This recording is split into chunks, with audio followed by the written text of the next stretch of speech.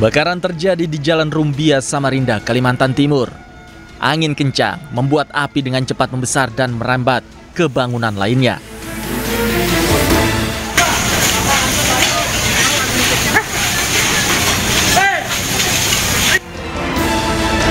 Petugas pemadam kebakaran dan warga berjibaku memadamkan api dengan bantuan mesin portable. Proses pemadaman makan waktu lama lantaran sumber air yang sulit diakses oleh petugas. Kebakaran ini diduga akibat korsleting listrik dari salah satu rumah warga. Informasi di Jalan Rumbia, tepatnya di komplek perumahan dosen ya, pada pukul 9.28 terjadi kebakaran menghanguskan satu buah rumah dan terdampak satu buah rumah. Untuk kendala di lapangan dari jalan sempit sekali dan titik air kurang di sini. Jadi kami menurunkan ada 4 posko, posko 1, posko 2, 3, dan 8. Karena tadi melihat kondisi di lapangan, angin sangat deras sekali kan. Jadi untuk mengantisipasi penyebaran api, kami menurunkan beberapa posko. Tak ada korban jiwa akibat peristiwa ini, namun kerugian ditaksir mencapai ratusan juta rupiah.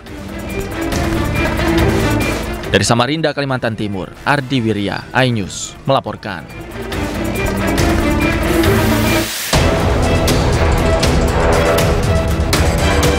Tim Gegana Polda Jawa Timur menyisir rumah Sundari di Desa Pasrepan, Kabupaten Pasuruan, Jawa Timur. Atap rumah ini rontok akibat dahsyatnya ledakan bom ikan atau bondet yang cukup dahsyat. Meski demikian, warga tak mengerti persis kronologi meledaknya bom untuk mencari ikan tersebut. Warga hanya tahu Mustafa yang tinggal bersama neneknya di rumah itu mengalami luka dan dilarikan ke rumah sakit. Tak hanya itu, polisi juga menemukan bahwa Mustafa adalah salah satu DPO kasus curanmor Polda Jawa Timur yang tengah diburu. Ada satu korban diduga memang pemilik dari hendak ini. Terus kemudian ini kami juga koordinasi dengan Gegana Polda Jatim untuk penanganan pertama TKP. Karena kan ini mengenai hendak, jadi harus steril dulu. Setelah itu Inafis melakukan olah TKP dan kita nanti juga pasti lidik mengenai asal-usul barang hendaknya. Saat ini polisi masih menjaga ketat lokasi ledakan. Polisi juga menjaga ketat rumah sakit tempat Mustafa mendapatkan perawatan intensif. Dari Pasuruan, Jawa Timur, Jaka Samudra, iNews melaporkan. Dan pemirsa, iNews sore berikutnya akan dilanjutkan oleh rekan saya Camar Haenda. Halo Camar, ada informasi apa lagi di iNews sore nanti? Ya, selamat sore Diandra dan juga pemirsa di iNews sore. Nanti akannya kembali menghadirkan beberapa informasi menarik. Di antaranya,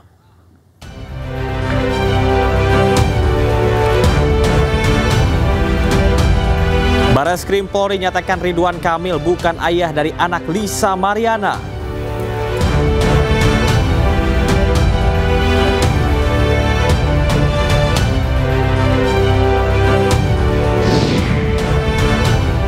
Viral di media sosial, balita di Sukabumi, Jawa Barat meninggal dunia usai tubuhnya dipenuhi cacing gelang.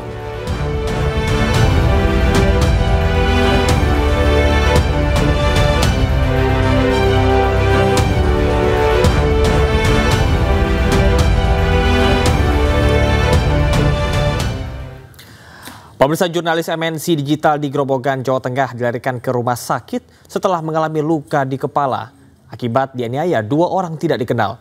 Kedua pelaku kabur dengan sepeda motor usai menganiaya korban. Dibacok wong, apa nang begitu, bacok kono otakku. Manik Priyo Prabowo, jurnalis digital iNews asal desa Sugih Manik, Tanggung Harjo, Grobogan, sempat dilarikan ke rumah sakit Sultan Fatah Demak. Korban mengalami 2 luka di bagian belakang kepala dengan panjang 15 dan 20 cm akibat bacokan senjata tajam. Korban jatuh tersungkur di lokasi kejadian setelah dianiaya 2 pria tak dikenal dari belakang. Dibacok oleh pelaku yang saat itu pelaku berboncengan dan kena kepala. Yang luka di bagian kepala itu ada 2, satu berbentuk lurus itu panjang sekitar 15 cm, terus yang satunya lagi berbentuk hampir melingkar. Korban sempat sadar setiba di rumah sakit. Namun saat ditanya pihak keluarga, korban mengaku tidak mengetahui pasti penyebab peristiwa pembacokan. Korban masih dalam perawatan di rumah sakit. Dari Grobogan, Jawa Tengah, Rustaman Nusantara melaporkan. Sementara Ketua Umum Ikatan Jurnalis Televisi Indonesia, Heri Kurniawan, mengecam aksi kekerasan yang menimpa rekan jurnalis Media Group, iNews Media Group di Grobogan, Jawa Tengah. Selain itu, Ketua Umum IJTI juga mendesak kepolisian untuk menangkap pelaku dan mengusut tuntas kasus kekerasan tersebut. Kami merasa prihatin, kami mengecam dan kami mengutuk aksi kekerasan yang menimpa saudara kami, saudara Manik Priyo Prabowo, jurnalis iNews Media Group di Grobogan, Jawa Tengah. Tindak kekerasan ini tidak boleh dibiarkan. Kami mendesak agar aparat kepolisian untuk segera mengejar, mencari, mengusut, menangkap pelakunya, dan mengungkap apa motif dibalik peristiwa ini. Dan semua yang terlibat harus mendapatkan hukuman yang setimpal. Apapun juga, kekerasan di negeri ini tidak boleh dilakukan kepada siapapun juga, termasuk kepada jurnalis, karena kekerasan adalah pelanggaran hukum. Aparat kepolisian, penegak hukum tidak boleh kalah oleh aksi-aksi seperti ini. Dan pemirsa, untuk mengetahui informasi selengkapnya, kami sudah terhubung dengan Kasat Reskrim Polres Grobogan, AKP Agung Joko Haryono, dan kakak korban Felek Wahyu Wibowo. Selamat malam, Bapak-Bapak. Selamat malam. Baik, saya akan ke Pak Agung terlebih dahulu. Pak Agung, bagaimana sejauh ini pengusutan kasus ini? Baik, dapat kami jelaskan. Penyidik telah melakukan beberapa serangkaian kegiatan penyelidikan maupun penyidikan bahwa sampai dengan saat ini saksi yang kita lakukan pemeriksaan sejumlah 8 orang. Kemudian kita melakukan penyitaan terhadap beberapa barang bukti yang tentunya yang berkaitan dengan tindak pidana tersebut. Dan kami juga melakukan analisa terkait CCTV yang berada di sekitaran TKP. Namun sejauh ini dari analisa CCTV tersebut belum ada yang mengarah langsung pada tindakan atau terjadinya tindak pidana tersebut. Namun tim sedang berusaha untuk mencari yang menjadi pelaku yang harus bertanggung jawab sehingga membuat terang suatu tindak pidana tersebut. Demikian. Baik, Pak Agung, saya akan ke kakak korban, Mas Felek. Mas Felek, bisa dijelaskan bagaimanakah kondisi dari kakak saat ini?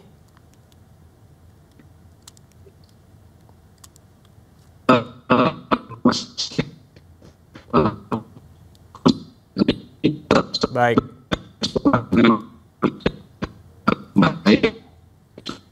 Ya, baik Mas Felek, mohon maaf. Kami sepertinya mengalami gangguan koneksi. Saya akan ke Pak Agung kembali. Pak Agung, tadi Anda sampaikan bahwa terdapat 8 orang yang sudah diperiksa. Barang bukti apa saja yang juga sudah diamankan? Barang bukti ini antara lain kendaraan dari korban, kemudian beberapa baju yang saat itu menempel pada korban, serta beberapa alat komunikasi yang milik saksi. Ya, nanti akan kita lakukan pemeriksaan. Baik, dari penyidikan kasus ini apa saja temuan-temuannya? Apakah korban ini luka-luka yang dialami? Bisa Anda jelaskan? Untuk saat ini ya, kami sudah berkirim permohonan untuk permintaan visum, ya. Tapi kalau dalam analisa kami terhadap pemeriksaan perkenaan luka korban, yaitu korban mengalami luka akibat benda senjata tajam yang mengenai di bagian kepala bagian belakang.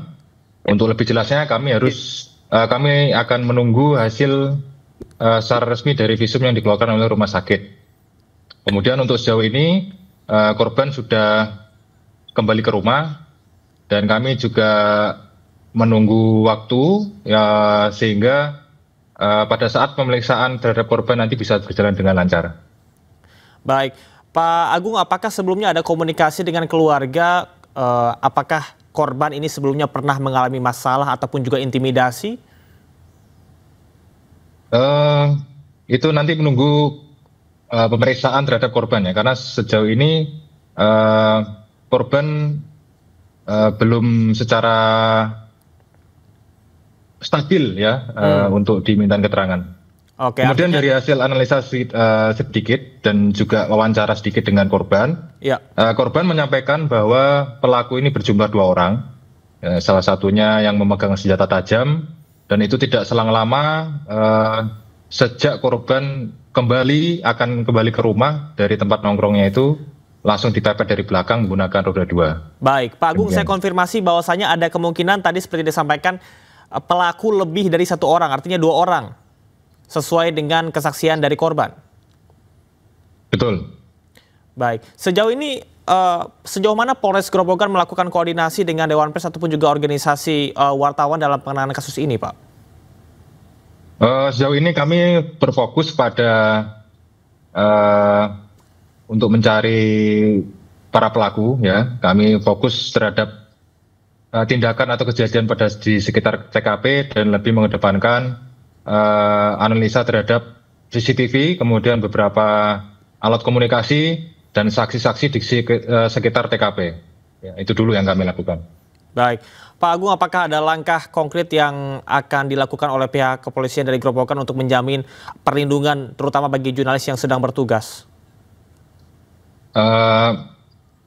Bagi kami penyidik ataupun Polres Grobogan, kami selalu bersinergi kepada para pihak apabila memang mengalami suatu tindak pidana atau menjadi korban dari tindak pidana, segera melapor ke Polsek atau Polres terdekat, dan kami akan berusaha untuk bekerja secara optimal, transparan dan akuntabel. Baik, Pak Agung, kami akan mencoba kembali terhubung bersama dengan kakak korban. Ada Mas Felek Wahyu Wibowo. Mas Felek, apakah sudah kembali bergabung bersama kami? Iya, halo, apakah bisa didengar? Baik, Mas Felek, tadi seperti yang sudah disampaikan oleh pihak kepolisian bahwasanya pengakuan dari adik Anda bahwa adik Anda dianiaya lebih dari 1 orang. Ada 2 orang yang melakukan penganiayaan tersebut. Apakah sebelumnya adik Anda pernah bercerita mengalami intimidasi ataupun juga permasalahan? Kalau terkait intimidasi memang tidak pernah ada informasi, teman terkait kerja pun Manik memang kadang-kala diskusi, dan hari terakhir beberapa hari sebelum adanya insiden itu kami memang komunikasi terkait aksi kemungkinan liputan di Pati. Cuman sebelumnya Manik juga liputan di beberapa materi di Kabupaten Grobogan. Gitu, Mas. Oke. Baik, Mas Felek, kondisi terakhir adik Anda yang Anda lihat seperti apa? Luka-luka apa saja yang dia alami? Ya, luka Manik ada 2 di bagian kepala, yaitu satu berbentuk lurus seperti dijelaskan Pak Kaca tadi, satu berbentuk lurus dan yang satu agak melingkar begini. Yang lebih dalam itu sebenarnya yang lurus, namun yang melingkar itu malah membuat tengkorak sedikit istilahnya bahasa Jawanya cuil atau gimana ya, itu membuat tengkoraknya itu terluka. Sekarang Manik harus kemarin sempat mengalami luka jahit yang cukup banyak di bagian kepala. Oke, Mas Felek, boleh saya konfirmasi apakah ini pertama kalinya terjadi atau sebelumnya adik Anda sebagai jurnalis pernah mengalami hal serupa? Baru pertama kali Manik mengalami, baik sebelumnya Manik juga tugas di Bali maupun di Jawa Timur, dan insiden ini malah terjadi di Kabupaten Grobogan di tempat kelahirannya Manik sendiri. Oke, Mas Felek, apakah ada harapan tersendiri dari keluarga berkaitan dengan penegakan kasus ini mengingat cukup beresiko pekerjaan adik Anda sebagai seorang jurnalis? Kalau harapan kami, semoga kami percaya dengan kepolisian, karena kami setiap saat juga komunikasi dengan Polsek maupun Polres, semoga juga cepat terungkap. Teman-teman kepolisian juga mendapat kekuatan untuk selalu bekerja terkait kasus ini, dan kami berharap untuk jurnalis semoga dapat perlindungan, karena jurnalis juga saat kritis juga kita berpotensi untuk mendapatkan hal-hal seperti ini, Mas. Baik, Mas Felix, terima kasih banyak. Kita harapkan bahwasanya kasus ini bisa diungkap secara terang benderang, dan kami ucapkan terima kasih banyak kepada pihak kepolisian dari Grobogan. Pak Agung, terima kasih. Selamat bertugas kembali. Salam sehat Bapak-Bapak.